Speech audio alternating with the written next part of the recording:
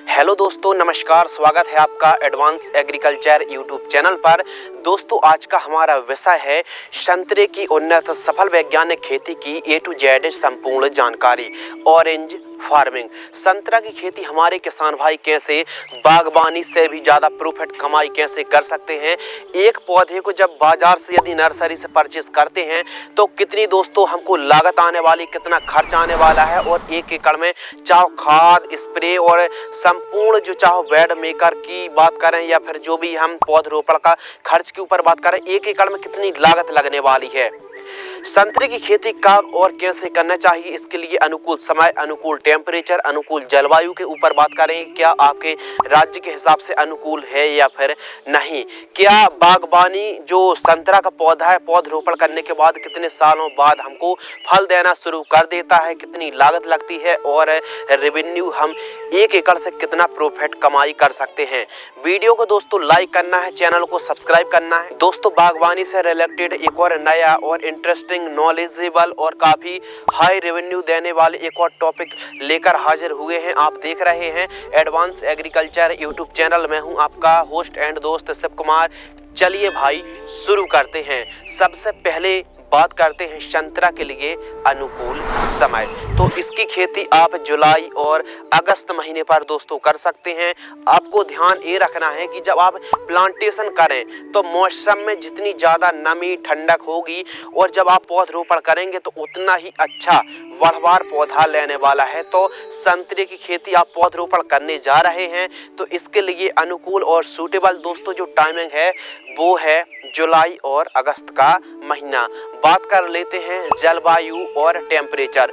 तो यह जो पौधा होता है संतरा ठंडे, नम, आर्द्र जलवायु की क्रॉप है दोस्तों। और इसके लिए टेम्परेचर के बारे में बात करें तो न्यूनतम टेम्परेचर 15 से 16 डिग्री सेल्सियस और अधिकतम की बात करें तो 35 से 36 डिग्री सेल्सियस काफी उचित अनुकूल दोस्तों माना जाता है।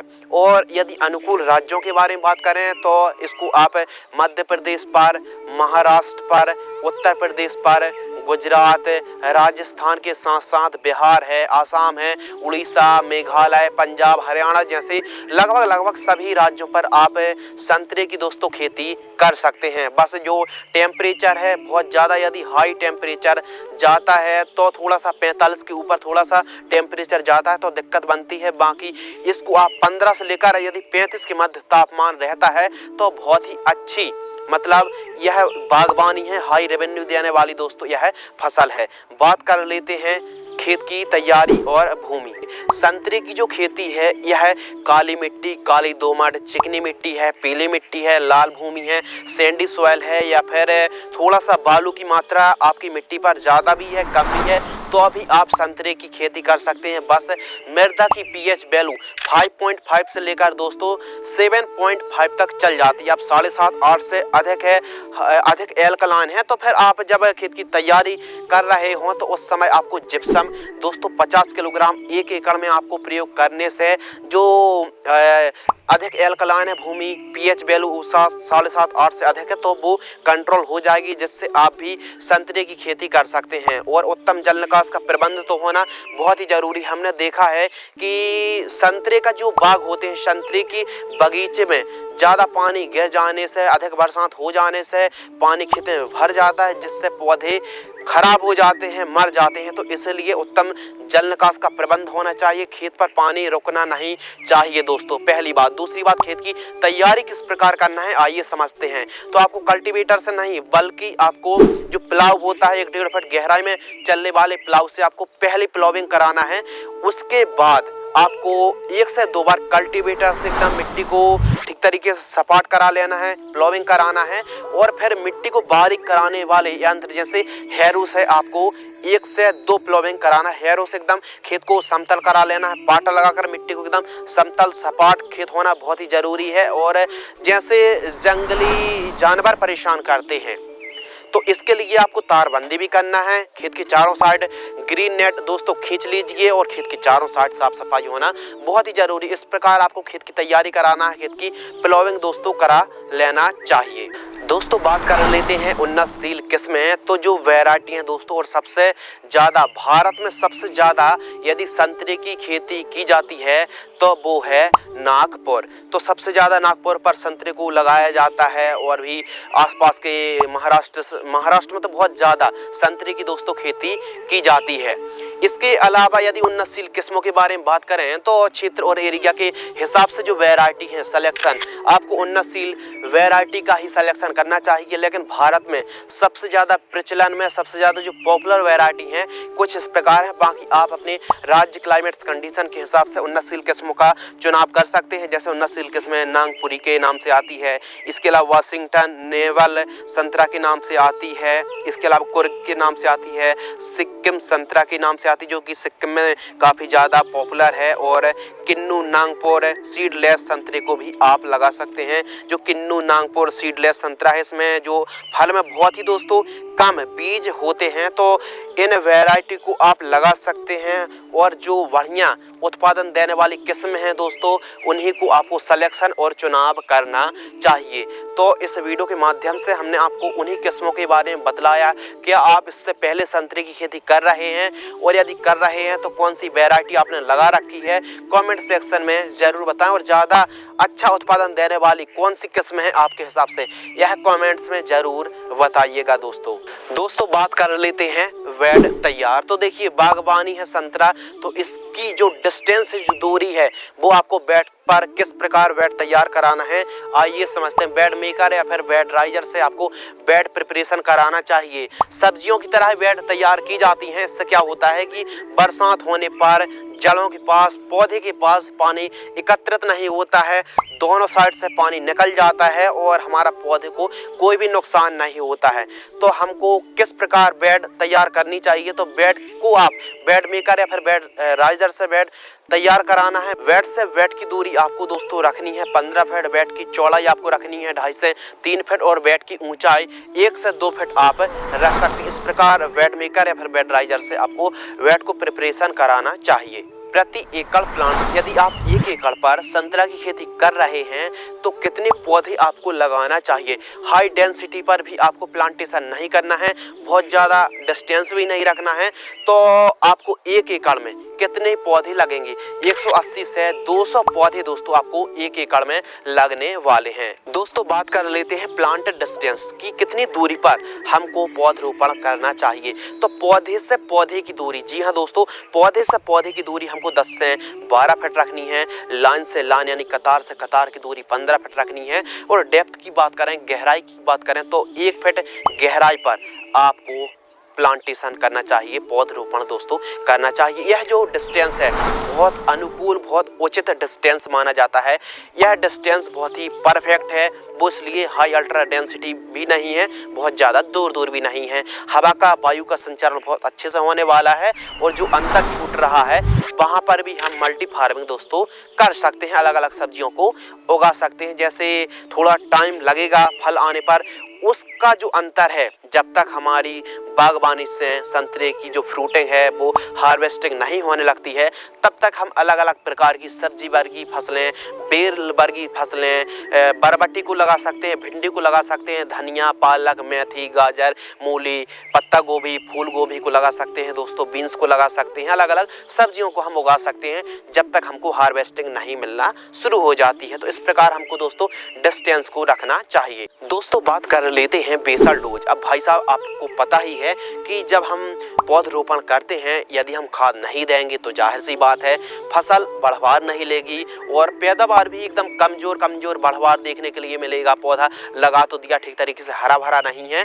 तो दोस्तों आपको बेसल डोज के रूप में कौन कौन सी खाद देनी है, 2 से 3 ट्रॉली गोबर की खाद एकदम पकी हुई तो आपको इस्तेमाल करनी ही करनी है। उसके बाद सरसों की खली या फिर नीम खली 2 क्विंटल एकड़ की दर से हम जानकारी बतला रहे हैं, बीघे के हिसाब से जानकारी नहीं शेयर कर रहे हैं। और एक एकड़ में दोस्तों 43,560 स्क्वायर फीट होते हैं। 2 ट्रॉली 2 से 3 ट्रॉली गोबर की खाद, 2 क्विंटल सरसों की खली और उसके बाद सिंगल सुपर फास्फेट उर्वरक खाद पाउडर फॉर्म वाली 100 किलोग्राम और आपको डीएपी डाई अमोनियम फास्फेट जो उर्वरक खाद दोस्तों 50 किलोग्राम लेना है। इन सभी को मिक्स करके जो आप बेड तैयार कर रहे हैं, जो आप गड्ढा खोदेंगे पौधरोपण करते समय, उसमें देकर आपको सिंचाई करके पौधरोपण करनी चाहिए।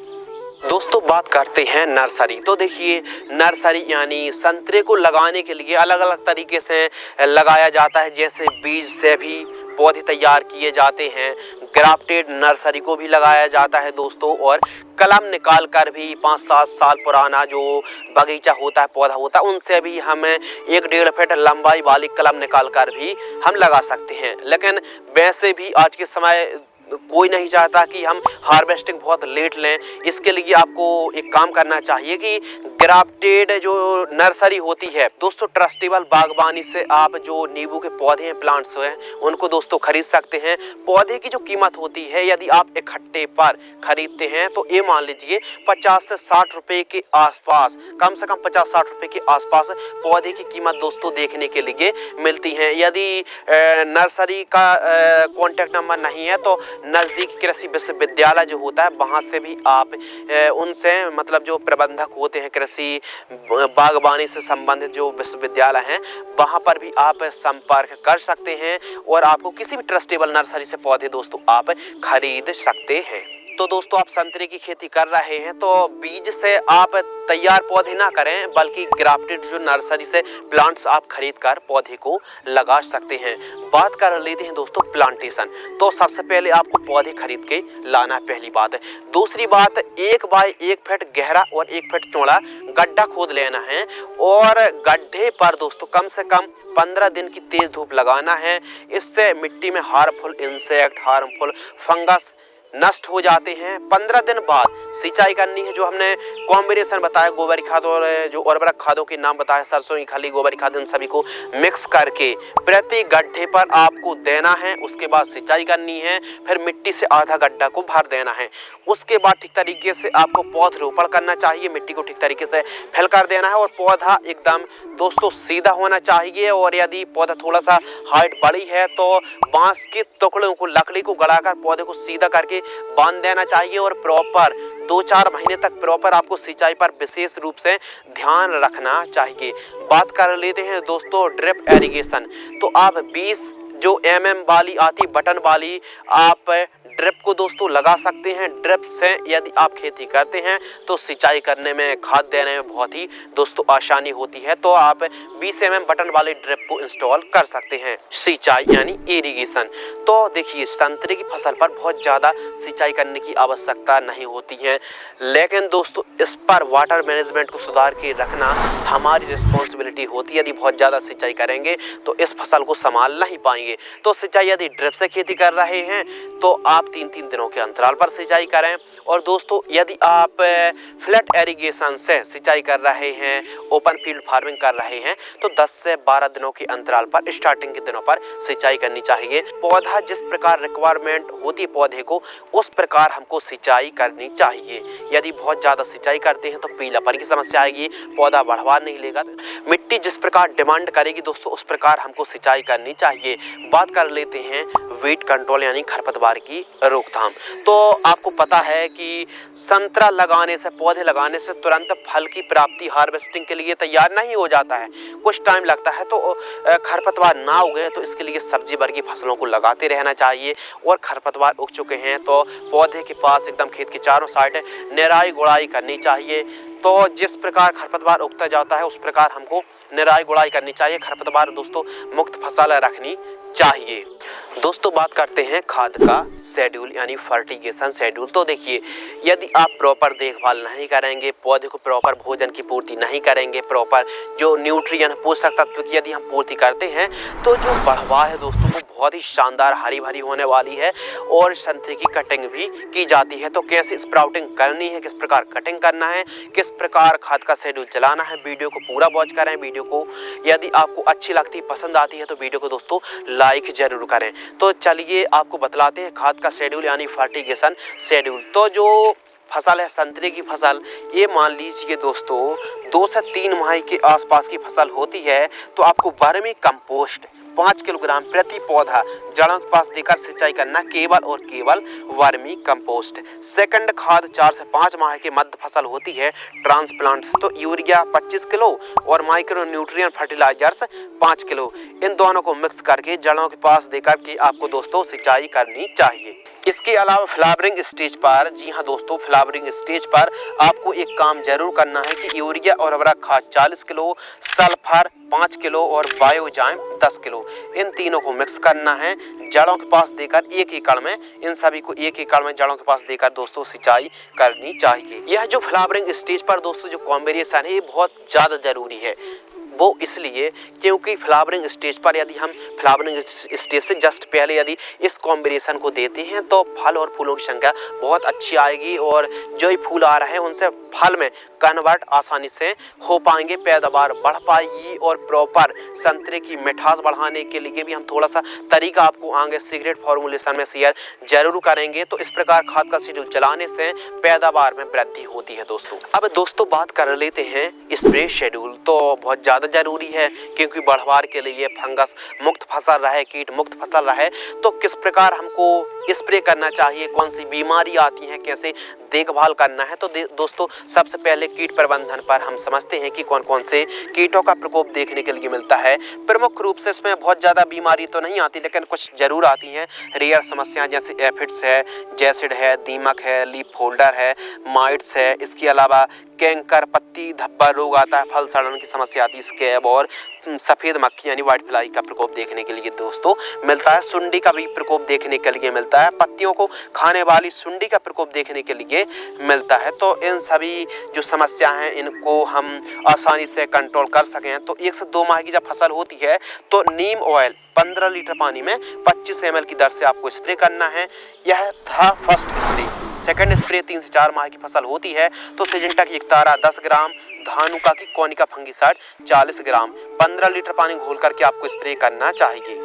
अब फ्लावरिंग स्टेज पर जब हमारी फसल होती है दोस्तों तो बायर कंपनी की प्लानोफिक्स 5 ml, सिजेंटा कंपनी की Amistar Top fungicide 20 ml, Bayer company की सोलिमन इंसेक्टिसाइड 10 ml 15 लीटर पानी में घोल करके आपको स्प्रे करना है। यदि दोस्तों आप इस प्रकार स्प्रे शेड्यूल चलाते हैं तो बहुत अच्छे तरीके से हमारी फसल बढ़वार लेने वाली, जिस प्रकार फसल बड़ी होती जाती है पौधरोपण करने के बाद, उस प्रकार दोस्तों हमको प्रॉपर देखभाल करना चाहिए और रोग बीमारी कीट का प्रकोप देखने के लिए मिल रहा तो नीम ऑयल है, फिश ऑयल है, करंज ऑयल, इनका स्प्रे दोस्तों आपको जरूर करना चाहिए। गोबर खाद है, वर्मी कंपोस्ट है, बायोजाइम, सीवीड एक्सट्रैक्ट युक्त खादों का प्रयोग यदि हम अपनी संतरे की क्रॉप पर करते हैं तो बहुत अच्छी पैदावार देखने के लिए मिलने वाली है। दोस्तों वीडियो पर हमने आपको बतलाया था कि मिठास बढ़ाने के लिए संतरे की और चमक, क्वालिटी, साइज से बढ़ाने के लिए एक सीक्रेट फॉर्मूलेशन कुछ इस प्रकार है। आपको फ्रूटिंग स्टेज से 10 दिन पहले 15 लीटर पानी में NPK 13-0-45 आपको 100 ग्राम लेना है। बोरॉन दोस्तों आपको V20% वाली लेना है 30 ग्राम और इसके साथ सागरी का जो लिक्विड फॉर्म वाली आती 15 लीटर पानी में 30 ml, इन तीनों को मिक्स करना है 15 लीटर पानी में स्टिकर मिलाकर के घोल करके यदि आप स्प्रे कर देंगे दोस्तों तो बहुत ही अच्छे से आपकी फसल की मिठास बढ़ने वाली है और फसल में एक अलग प्रकार की मतलब फ्रूटिंग सेट होने वाले हैं, एक अलग प्रकार से कुछ ज़्यादा ही फ्रूटिंग लगने वाले हैं। इस कॉम्बिनेशन को आप जरूर फॉलो करें। दोस्तों कटिंग के ऊपर बात कर लेते हैं। कटिंग करने से होता क्या है, यानी स्प्राउटिंग करने से होता क्या है कि पौधा लंबाई में बढ़ने के बजाय फैलाव में बढ़ता है। तो इसके लिए फ्लावरिंग आने से 6 माह पहले आप कटिंग कर दीजिए। इससे ज़्यादा से ज़्यादा टहनियाँ, ज़्यादा से ज़्यादा शाखाएँ आएंगी जिससे पैदावार ज़्यादा दोस्तों बढ़ेगी, ज़्यादा डालियाँ, ज़्यादा टहनियों से ज़्यादा फल फूल आएंगे जिससे हमको ज़्यादा पैदावार देखने के लिए दोस्तों मिलने वाली है। तो इस प्रकार आपको स्प्राउटिंग कटिंग करना दोस्तों बहुत ही ज़्यादा ज़रूरी है। दोस्तों बात कर लेते हैं बाजार भाव। तो हमारे किसान भाइयों को प्रति किलोग्राम 25 रुपये से लेकर 30 रुपये के मध्य कीमतें देखने के लिए मिल जाती हैं। यदि थोड़ा सा आप अंगेती संतरे को मार्केट में लाते हैं तो आपको बहुत ही बढ़िया आपको रिजल्ट देखने के लिए मिलेंगे। अब अंगेती हार्वेस्टिंग से याद आया कि आपने अक्सर देखा होगा कि हमने मान लो 100 पौधे लगाए हैं, उनमें से 20 ऐसे पौधे जिसमें फल ही नहीं लग रहा है, फूल ही नहीं आ रहा है, बांझपन सी समस्या देखने के लिए मिल रही है, या फिर ज़्यादा ही हम पैदावार निकालना चाहते हैं, तो इसके लिए आपको एक काम करना है कि फ्लावरिंग स्टेज से 1 महीने पहले आपको कल्टाल लेना है 80 ml 200 लीटर पानी में घोल करके।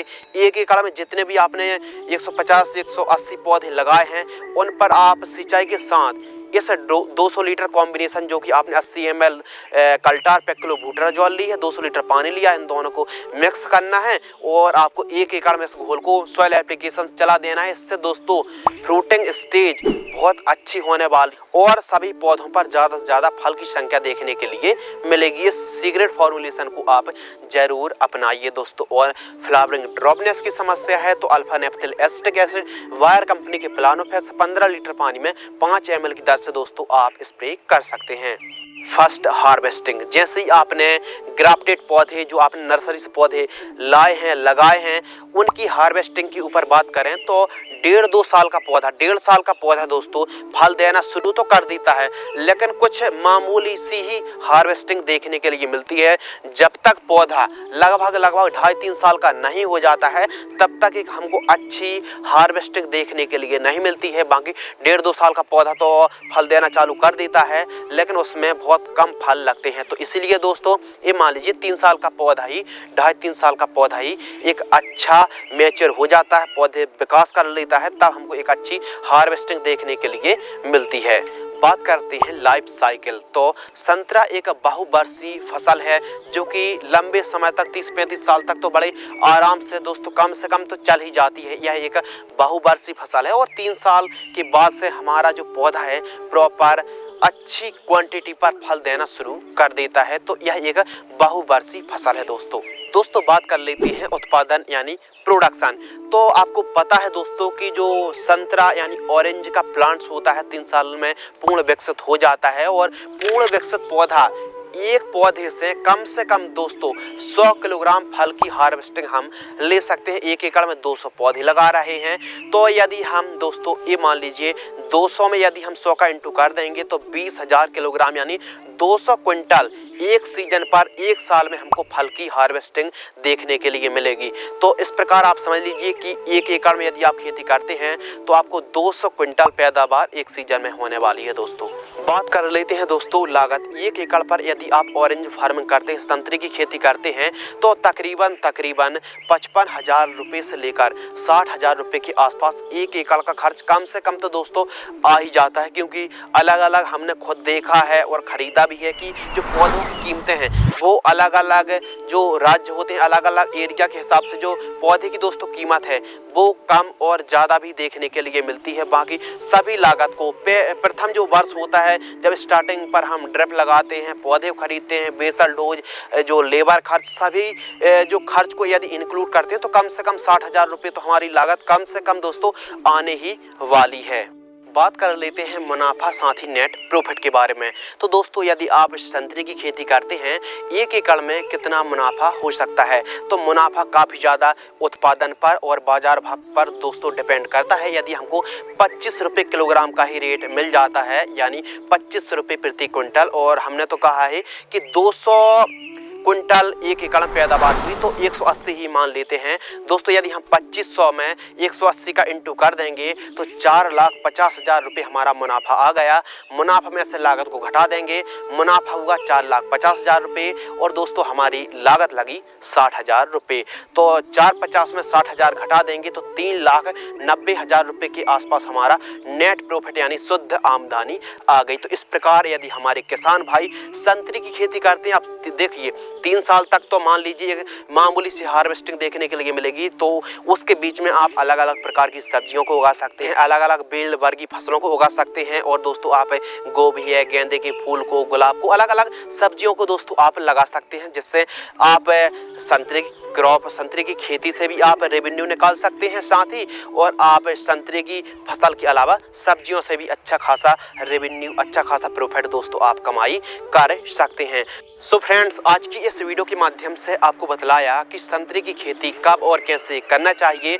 लगभग सभी किसान भाई संतरे की खेती करके संतरे के बगीचे से भी काफ़ी अच्छा प्रॉफिट, काफ़ी अच्छा रेवेन्यू और काफ़ी अच्छे से लाभान्वित हो पाएंगे। बस प्रॉपर आपको खरपतवार मुक्त फसल रखना है, प्रॉपर नीला और पीला ट्रैप को लगाना है और खेत के चारों साइड साफ सफाई बनाए रखना चाहिए। तो इस प्रकार यदि आप संतरे की खेती करते हैं तो आपको बहुत कम लागत पर, बहुत हर साल लागत नहीं लगने वाली, तो कम लागत पर अच्छा रेवेन्यू देने वाली संतरे की खेती करके भी काफ़ी अच्छा मुनाफा कमाई कर सकते हैं। तो उम्मीद करते हैं दोस्तों इस वीडियो से आपको कुछ नया, नॉलेजेबल और इन्फॉर्मेटिव सीखने के लिए जरूर मिला होगा। यदि आपको यह वीडियो पसंद आती है तो वीडियो को लाइक करें, चैनल को सब्सक्राइब करें। मिलते हैं इसी प्रकार कृषि कार्य से जुड़ी नई, नॉलेजेबल, महत्वपूर्ण जानकारी के साथ। तब तक के लिए धन्यवाद, नमस्कार, जय हिंद, वंदे मातरम।